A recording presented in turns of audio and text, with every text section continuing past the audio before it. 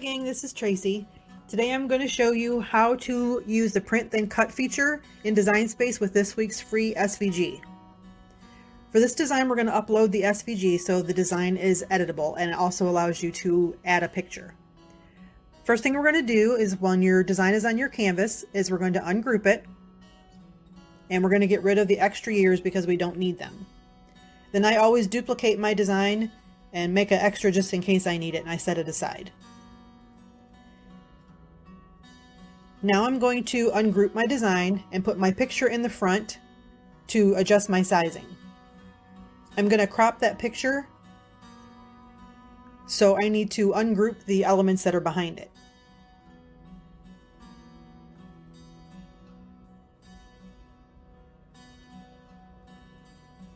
Move that top one out of the way, and I'm going to actually send my picture, right click and send it to the back. This helps with my alignment for visual purposes. And resize it, realign it, move it around, whatever looks best for you. And then I'm going to right click and bring it to the back, highlight the element in the back and my photo, and then duplicate it so I can cut it away from the design to make sure I don't move anything. Send my picture to the back and then highlight both, and then I'm going to slice it.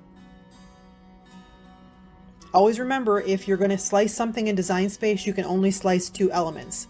So the photo and that square are my two elements. Now that I've sliced it, I can take the extras and move them out of the way and delete them. And move that extra picture out of the way and bring my sliced picture back in.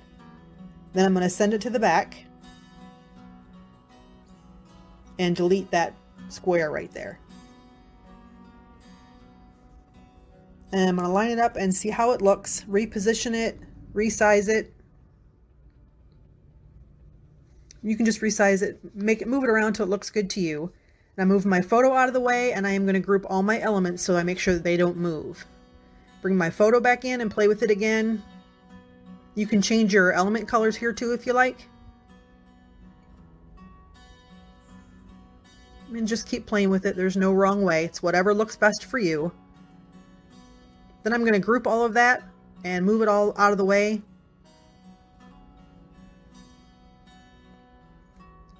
First, I'm going to delete all my little extras here because I don't need them. And then we're going to add a name. So click on the text button. I'm using my daughter's name here, so we're going to type in Tessa. And the font that I'm using is installed, so I'm going to go to my Systems fonts. It's called Breakfast Pastry. If you want to use a font that has the extra little glyphs and swooshes and swirls, I have a video on how to do that also in Design Space, and I'll link that below. So take your text, your name, and align it with your design, resize it, get it the way you like it, change the color if you like to, and then align that with your design, and group all of it, and then set it aside. Now we're going to bring in an element for our design for the card backing. Bring that in, and I'm just going to make it a little bit bigger, and I'm going to change it to white because I want my cards to have a white back. Okay, I'm going to unlock that shape so it's easier to reposition.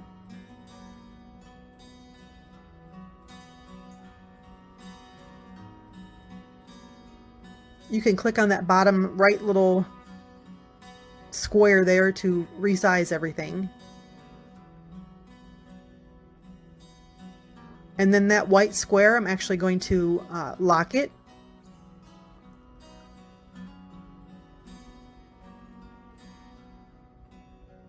And I know I want my cards to be 4.5 inches tall, so I'm typing in that size.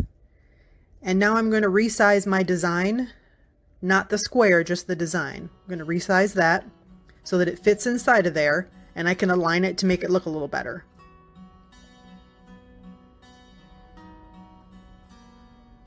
When you use the print and cut feature in Design Space, you have to have something behind your design, because if you don't, all those little pieces in there are going to cut out individually, and you don't want that. So that white part in the back, that's what we're going to flatten our image to. So we're going to highlight it all together and we're going to align it to make sure that it looks okay. Get it centered however you like it. Highlight all of it, and then you're going to go down and you're going to hit flatten.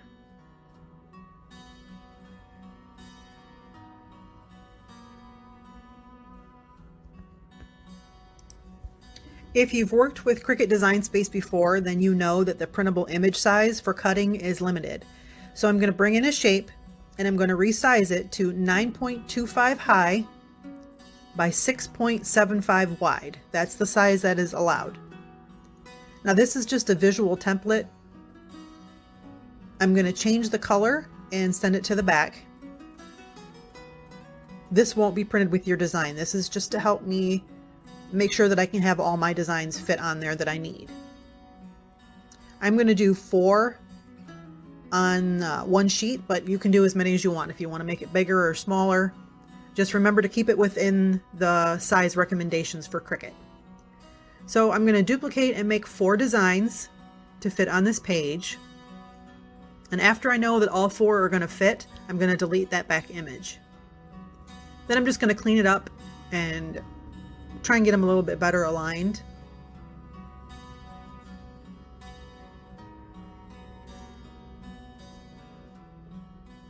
And after I get them all aligned, I'm going to highlight all of them and I'm going to come down to the bottom and I am going to click attach. Make sure you clear off anything else that's on your canvas and then you're going to click make it.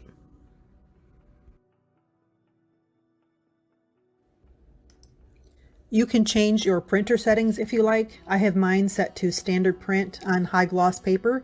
Even though I'm using cardstock, that's the setting that worked best with my printer. Make sure you test yours to see how you like your outcome. I tested this particular design with the bleed on and off, and typically if I'm making something that my Cricut needs to cut around, I'll leave my bleed on, but for this project, I found that turning the bleed off worked better. The image of my daughter seemed to print with better quality, and it's personal preference, and I didn't just figure that out until after this video was made, so that's why it looks like the bleed is on in the video, because it is. Again, I recommend testing your print to see how you like it. All printers are different. The black box that's around the design is called the registration mark, and that will print with your design. These are the marks that your Cricut needs to read so it knows where to cut. When you click print, I have my machine set to light cardstock, and the plus, it's light cardstock plus. The plus is the dot that's past the light cardstock setting, but before the regular cardstock setting. Again, test your machine. This is what works best for me. Cricuts are all a bit different, and it can vary from how old your blade is, to how thick your paper is, to even how sticky your mat is.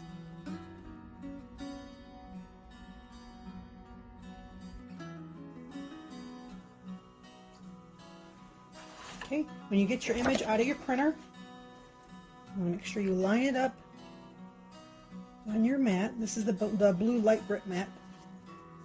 Okay, and then you're going to use your brayer to make sure that you get your paper to attach to your mat. That helps with cutting so that your blade helps cut the paper better. Okay, and then we're going to feed it in and let the magic happen.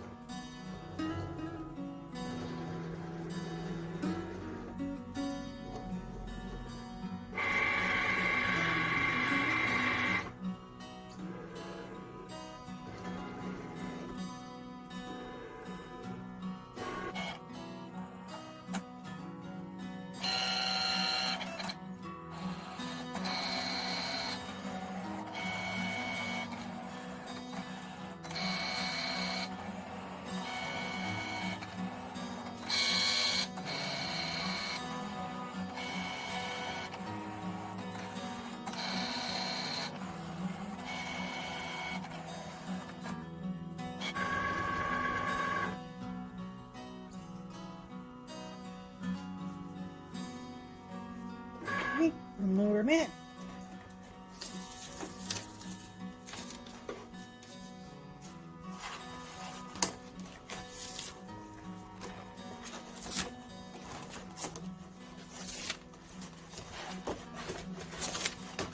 There we go.